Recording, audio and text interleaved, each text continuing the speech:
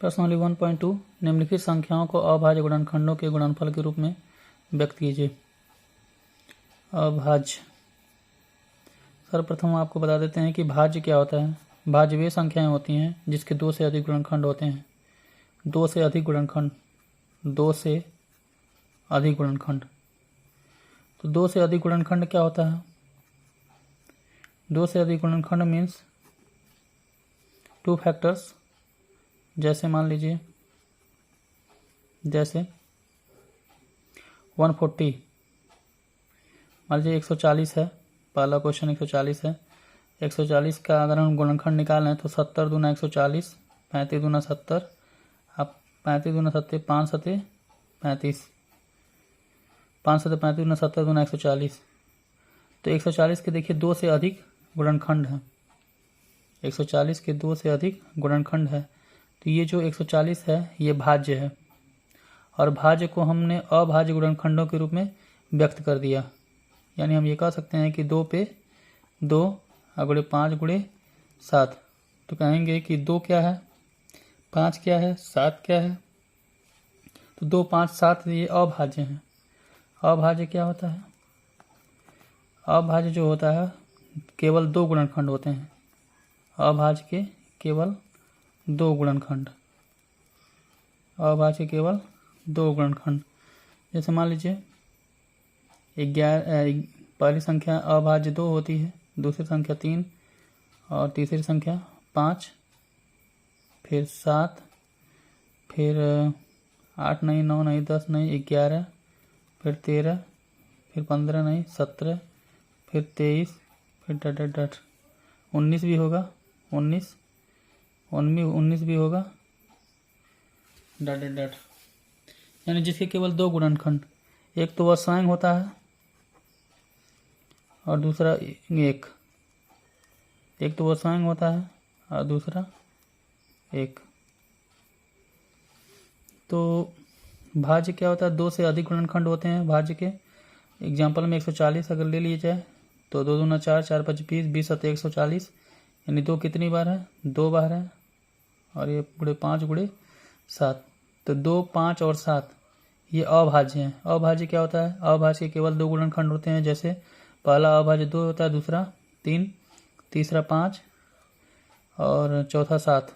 11, 13, 17, 23, 24 नहीं होगा, 25 नहीं होगा, 26 नहीं होगा, 27 नहीं होगा, 28 नहीं होगा, 29 हो सकता है, 19 भी हो सकता है। तो ये आपका अभाज्य। तो प्रश्नावली ये 1.2 में क्वेश्चन नंबर 1 सॉल्व हो चुका है। यहाँ पे यही आंसर है, यह अभाज्य गुणनखंड के रूप में हो गया।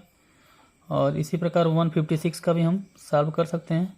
156 का एलसीएम हम निकाल सकते हैं। यहाँ पे 2 7 14, 2 8 16, 2 3 6 2 9 18 और 13 3 39 होता है। तो हम लोग इसको अभाज्य गुणनखंड के रूप में सजा दें।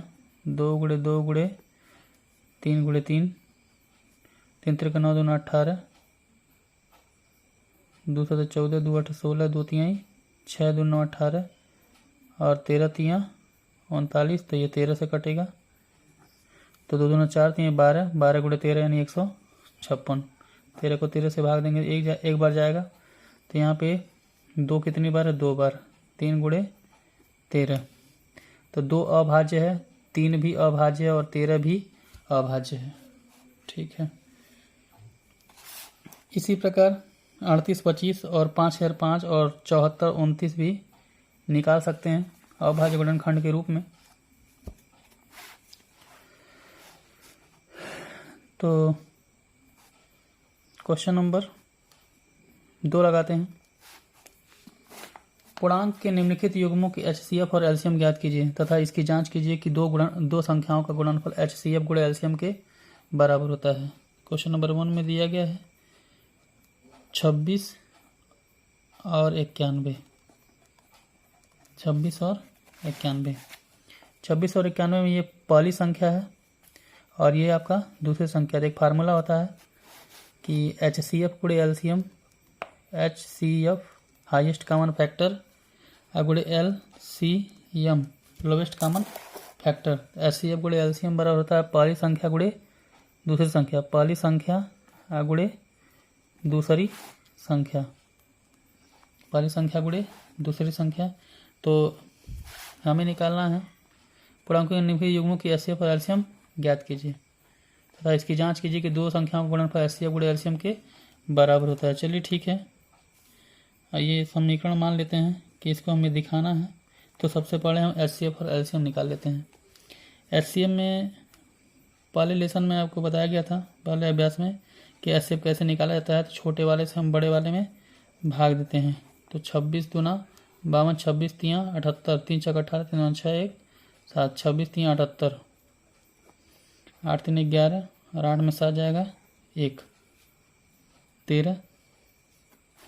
इस 13 से फिर हम 26 में भाग देंगे तो 13 दूना 26 और यहाँ घटाएंगे तो शून्य शेषफल आ जाएगा, यानी HCF जो होगा 13 और 26 और 91 का HCF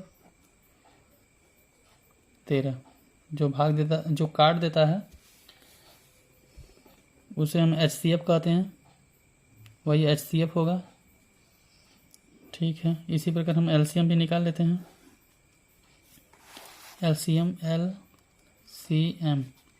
LCM किसका चाहिए हमें? 26 और 91 का हमें LCM चाहिए। तो LCM निकालने के लिए 26 का 91 कर लेते हैं। तो 2 13 26, ये 91 उतर जाएगा, 7 बार ले जाएंगे 13, 7 से भाग देंगे 13 बार जाएगा, 13 से 13 कैंसिल हो जाएगा। और LCM अगर हम निकाल रहे हैं तो पहली संख्या 2 है, यहाँ 7 है, आगुड़े 13, यानी 13 सते 91, 91 दूना 18, 182।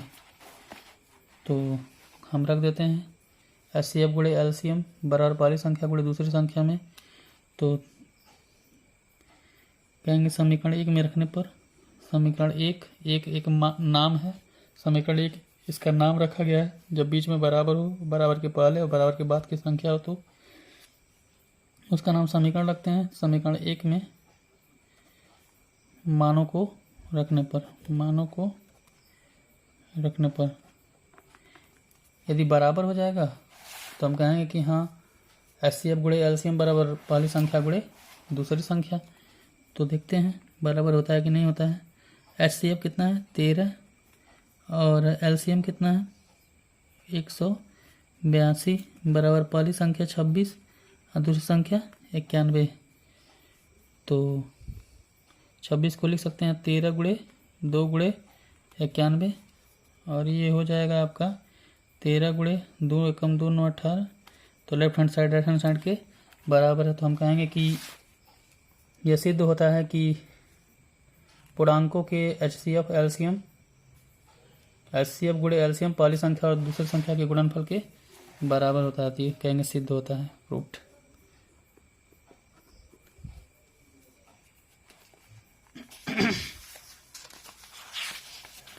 ठीक है, इसी प्रकार हम आगे देखते हैं। इसी प्रकार क्वेश्चन नंबर 3 है, अभाज्य गुणनखंडन विधि द्वारा निम्नलिखित पूर्णांकों के HCF और LCM ज्ञात कीजिए। अभाज्य गुणनखंडन विधि द्वारा, अभाज्य गुणनखंडन विधि द्वारा निम्नलिखित पूर्णांकों के HCF और LCM ज्ञात कीजिए। तो अभाज्य गुणनखंडन विधि में हमें HCF और LCM ज्ञात करना है। तो अभाज्य में क्वेश्चन नंबर 3, अभाज्य गुणनखंडन विधि, जैसे 12 है, 15 और 21, इसको लग सकते 2 छक्के 12, तो 2 तिहाई 6 दूना 4 तिहाई 12। इसी प्रकार 3 पचे 15, इसी प्रकार 3 गुणे 7। अच्छा, HCF क्या होता है? HCF का मतलब होता है हाईएस्ट कॉमन फैक्टर, जो मैक्सिमम कॉमन हो। कॉमन चाहिए हमको जो तीनों में मैच करे, तो तीनों में मैच यहाँ पे केवल 3 कर रहा है, तो ये आपका HCF हो जाएगा। LCM में देखते हैं क्या है। LCM में जो सबसे अधिक बार आया हो, 2 केवल एक ही में आया है, वो भी 2 बार, 3 केवल एक ही बार आया है तीनों में, तो दो दो जैसे दो चेक करेंगे तो दो तीनों में सबसे ज़्यादा बार किस में आया है उसको ले लेते हैं, और जो सब में मैच करता है उसमें से केवल एक ही लेते हैं, और 5 एक ही बार है और 7 भी एक ही बार है। तो ये आपका एलसीएम हो जाएगा। तो ये एचसीएफ है और ये एलसीएम है। ये क्वेश्चन नंबर आपका 1 था। इसी प्रकार क्वेश्चन नंबर 2 भी करेंगे। क्वेश्चन नंबर तीसरे का 2, 17, 23 और 29। 17 तो इसको लिख सकते हैं 1 गुणे 17, इसको लिख सकते हैं 1 गुणे 23, और यहाँ 1 गुणे 29। ठीक है। तो एचसीएफ में जो तीनों में मैच करे हाईएस्ट कॉमन फैक्टर, तीनों में कुछ नहीं तो एक मैच जरूर करता है हमेशा, क्योंकि एक सबका फैक्टर होता है। और एलसीएम में लोवेस्ट कॉमन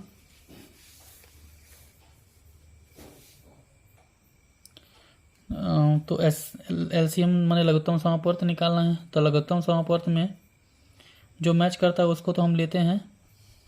17 देखते हैं किस में कितनी बार आया है, जो ज़्यादा बार आया तो उसी को ले लेते हैं। तो 17 एक ही बार आया है, 23 भी एक ही बार आया है, और 29 भी एक ही बार आया है। तो इनका मल्टीप्लाई करके हम लिख देंगे, यहाँ पे मल्टीप्लाई करके लिख देंगे। इसी प्रकार तीसरे का तीसरा भी हम हल कर सकते हैं। उसके बाद क्वेश्चन नंबर 4 है। क्वेश्चन नंबर 4 में एचसीएफ दिया गया है। एचसीएफ दिया गया है कि 306, 657 का एचसीएफ दिया गया है 9। एलसीएम पूछा जा रहा है, एलसीएम पूछा जा रहा है, और एलसीएम चाहिए हमें 306, 657 का।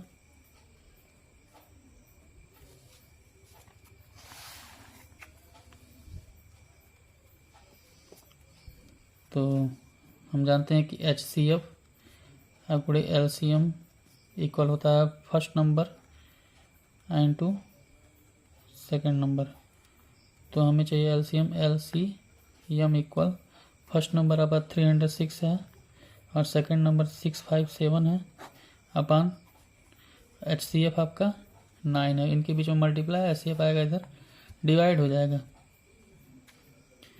तो 9 से डिवाइड कर देंगे इसमें। 6 3 9, यानी 3 से कटेगा नीचे, 3 3 9, 3 1 3, 3 3 2 6, 2 1 3, ये भी 3 से कटेगा, 3 3 9, 3 चौके 12, यानी 34 गुणे 6 5 7 गुणा कर देंगे, जो आएगा आंसर होगा वही हमारा एलसीएम होगा, वही हमारा एलसीएम हो जाएगा। ठीक, क्वेश्चन नंबर 4 है। इसी प्रकार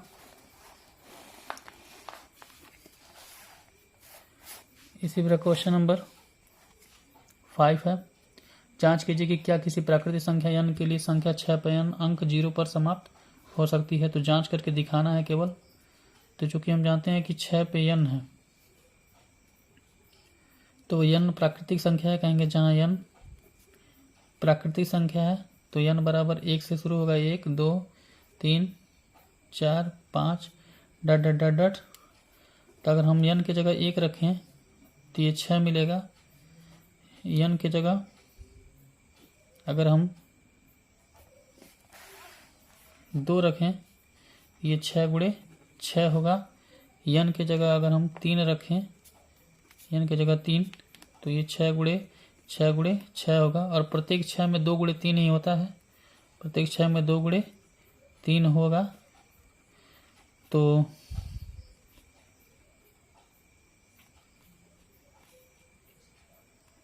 दो गुणे 3, तो प्रत्येक 6 में जब 2 गुणे 3 ही होगा तो हमको इकाई का अंक 0 पाने के लिए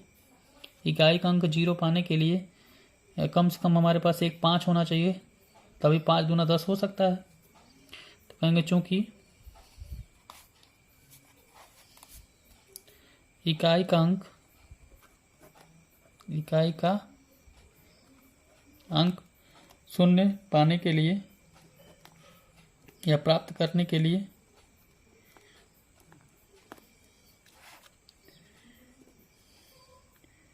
संख्या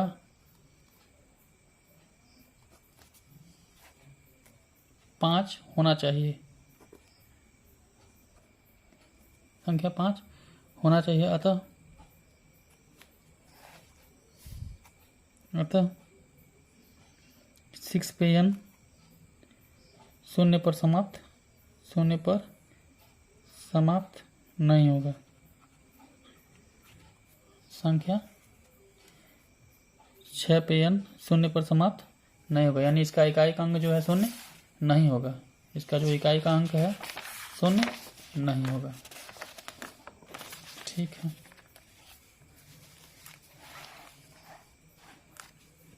क्वेश्चन नंबर 6 में देखते हैं।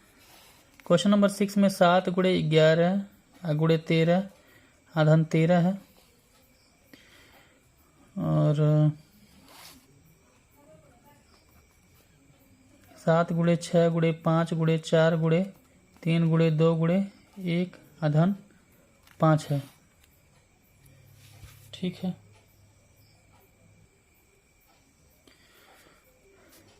तो इकाई का अंक देखते हैं। इकाई का अंक 3 है, यहाँ 1 है और ये इकाई का अंक 7 है।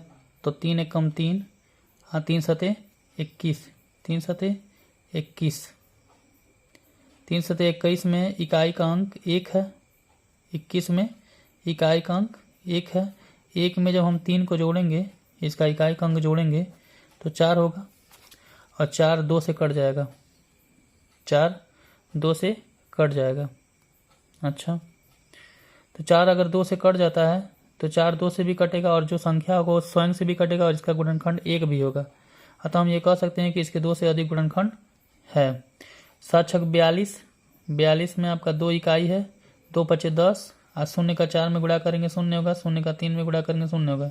जैसे 7 छक 42, 42 है, 42 में 2 इकाई का अंक है और 2 पचे 10, 10 में 0 आएगा, 0 का 4 में गुणा करेंगे 0 होगा, 0 का 3 में गुणा करेंगे 0 होगा, 0 का दोनों में गुणा करेंगे 0 होगा और 0 में 5 जोड़ेंगे तो 5 होगा। तो यह संख्या कम से कम 5 से कटेगी। तो यह संख्या 5 से कटेगी। 5 से कटने के बाद जो संख्या आएगी वो खुद से भी कट सकती है और उसका एকক गुणनखंड 1 होता ही है। तो यानी मिनिमम यहाँ पे 3 हमें गुणनखंड दिखाई दे रहे हैं, अन्य मैक्सिमम और भी हो सकते हैं। तो हम कहेंगे कि ये भाज्य संख्याएं हैं क्योंकि इसके 2 से अधिक गुणनखंड होते हैं। ये भाज्य संख्याएं हैं और इसके 2 से अधिक गुणनखंड होते हैं। चलिए क्वेश्चन नंबर 7 देखते हैं। किसी खेल के मैदान के चारों ओर एक वृत्ताकार पथ है। इस मैदान का एक चक्कर लगाने में सोनिया को 18 मिनट लगते हैं, जबकि इसी मैदान के एक चक्कर रवि को लगाने में 12 मिनट लगते हैं। मान लीजिए कि वे दोनों एक साथ एक ही स्थान पर चलना प्रारंभ करते हैं और एक ही दिशा में चलते हैं, तो कितने समय बाद वे पुनः प्रारंभिक स्थान पर मिलेंगे। जब वो एक ही दिशा में चलते हैं, मान लीजिए कोई व्यक्ति आगे चल रहा है, कोई व्यक्ति पीछे चल रहा है, तो एक निश्चित समय अंतराल उनके बीच बना रहता है, लेकिन एक 18 मिनट का समय लेता है, यानी वो ज़्यादा समय ले रहा है, यानी वो दूरी ज़्यादा समय लेने का मतलब दूरी कम कवर कर रहा है। एक 12 मिनट का समय लेता है, इसका मतलब वो कम समय में अधिक दूरी तय कर लेता है। इसका मतलब 12 मिनट वाला जो है तेज़ दौड़ रहा है। 12 मिनट वाला जब तेज़ दौड़ेगा, 18 मिनट वाला कम दौड़ेगा, तो 12 मिनट वाला जो है 18 मिनट वाले के जल्दी करीब पहुंचेगा, पीछे से पहुंचेगा। इसका मतलब हमें समय ज़्यादा लगेगा, हमें समय ज़्यादा लगेगा। अच्छा, इसका मतलब ये है कि यदि 2 व्यक्ति एक दूसरे की ओर दौड़ते तो जल्दी कम समय में पहुंच जाते। तो उस स्थिति में हम एचसीएफ निकाल सकते थे, क्योंकि एचसीएफ जानते हैं कम आता है, एलसीएम ज़्यादा आता है। तो इसका मतलब है कि समय ज़्यादा लगेगा। समय ज़्यादा लगने का मतलब इसका हम एलसीएम निकालेंगे तो 18 मिनट है और 12 मिनट है, तो दोनों का हम एलसीएम निकाल लेते हैं। दोनों 18, 2 छक्के 12 और 2 तिहाई 6, 3 त्रिका 9, 3 एकम 3, 3 एकम 3, 3 त्रिका 9, 9 दूना 18, 18 दूना 36। तो एलसीएम निकल रहा है 18 और 12 का 36। इसका अर्थ ये निकलता है कि सोनिया 18 मिनट लगते हैं और रवि को 12 मिनट लगते हैं, तो वो कितने समय पश्चात वे पुनः प्रारंभिक स्थान पर मिलेंगे। तो हम कह सकते हैं कि अतः दोनों 36 मिनट बाद पश्चात 36 मिनट बाद दोनों 36 मिनट बाद प्रारंभिक स्थान पर मिलेंगे, प्रारंभिक स्थान पर मिलेंगे। ठीक है, तो क्वेश्चन नंबर 7 भी हो गया। क्वेश्चन नंबर 6 में अगर कोई प्रॉब्लम होती है, समस्या होता है, तो हम सबसे पहले इन तीनों को हम गुणा कर लेते हैं। गुणा करने के बाद 13 जोड़ देंगे तो कुछ आएगा, और इसको भी हम गुणा कर लेंगे। गुणा करने के बाद 5 जोड़ देंगे तो कुछ आएगा, और हम कहेंगे चूंकि जो संख्या यहाँ पे आएगा, कहेंगे इसके 2 से अधिक गुणनखंड हैं, 2 से अधिक गुणनखंड हैं।